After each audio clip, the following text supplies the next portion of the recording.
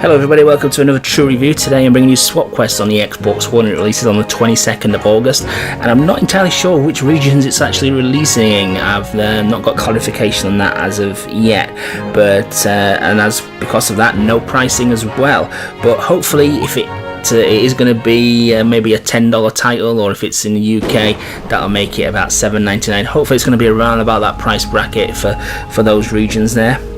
So what we have with SwapQuest, it's kind of a genre mashup. Now, whilst they're nothing new, and everybody's obviously looking for that next thing that's different, you know, to what's on the market at the moment, and I think with SwapQuest, the developer has come up with something I've never actually seen before.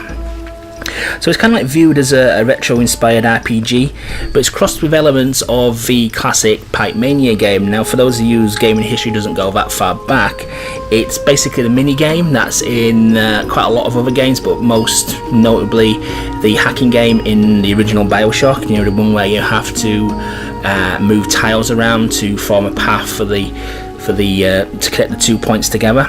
Basically that, but in this game, you're forming the path for your character to actually traverse and move through the actual level.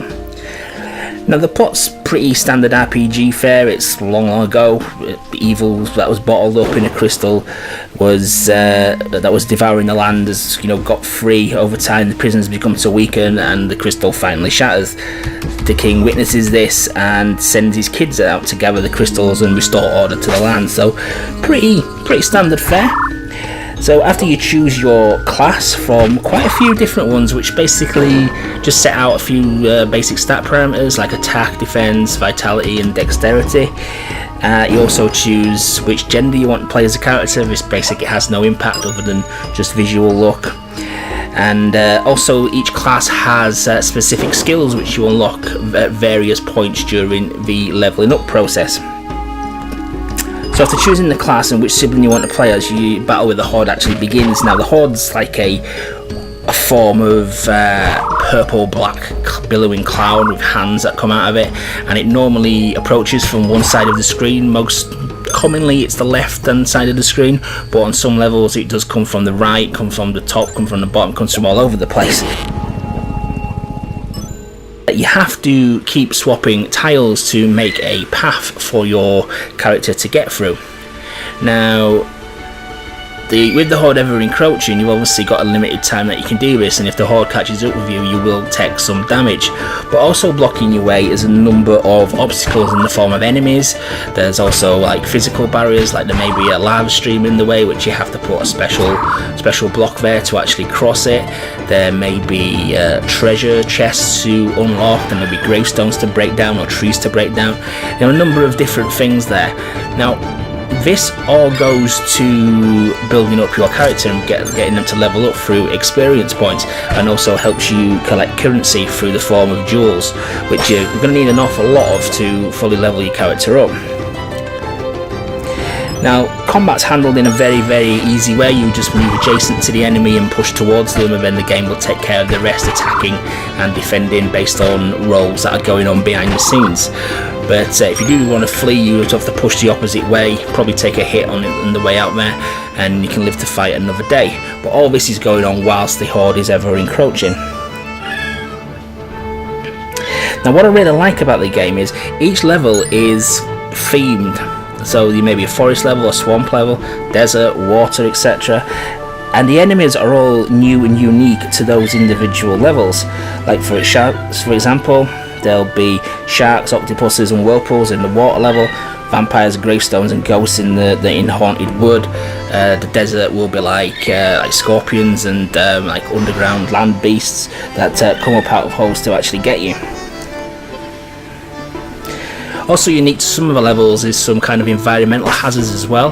Like for example, in the water level, tidal waves will randomly generate from the top of the screen and move down to the bottom with like a gap in them, and you have to try your best to get to that gap or be flung randomly across the level, which can land you in some pretty nasty situations. So this kind of gameplay continues where you go through each of the levels. There's various branching points where you will have a choice of 2 levels to go from to advance the story, and you then finally get to the tower where the evil is residing. Now when you get into this tower, the gameplay kind of switches because the forced levels disappear and you get thrust into some very small confined levels with some puzzle elements, like you may have to move on some mirrors to create doppelgangers of yourself and ensure that they have pathways to get to some switches, because you have to press all the switches simultaneously. So it's quite some clever features like that, or other ones where you have to direct flames to torches to light them all at the same time in order for you to progress up the floors of the tower.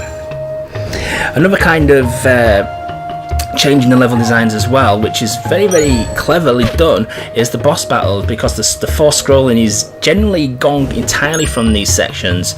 Maybe a slight little bit here and there, but you basically have to move the tiles to entrap the enemy or to turn its own attacks against it. I mean, I won't go into much detail on all the bosses, but for the first boss, for example, it will fire explosives at you, and you have to quickly pick up the explosive tile that the bomb's landed on and move it in the vicinity of where you think the enemy is going to land, for it to blow up, it then becomes stunned, and then you have to very quickly make a path towards the enemy and attack it a few times before the process starts again.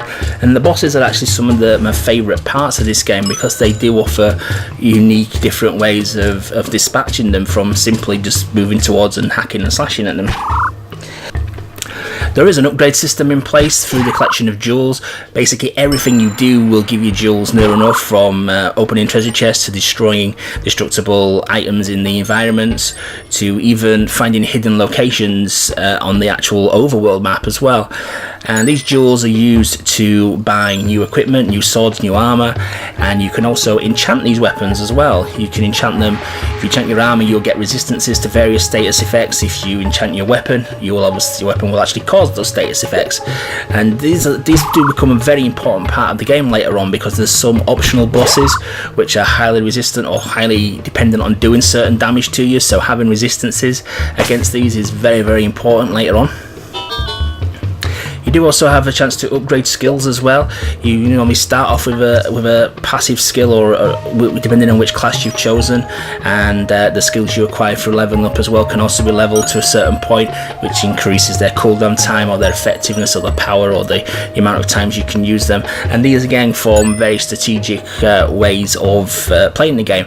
By far my favourite character was the rogue. They had a brilliant ability where they could just launch themselves to anywhere on the map and get themselves out of trouble, really. So it's kind of like a get out of jail card. But other characters do have equally useful abilities as well to get themselves out of tight jams.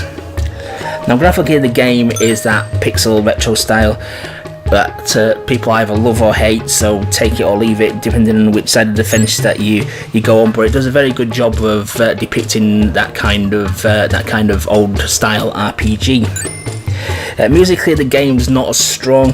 The music's not bad, but it does get a little bit repetitive, but it does a reasonable job.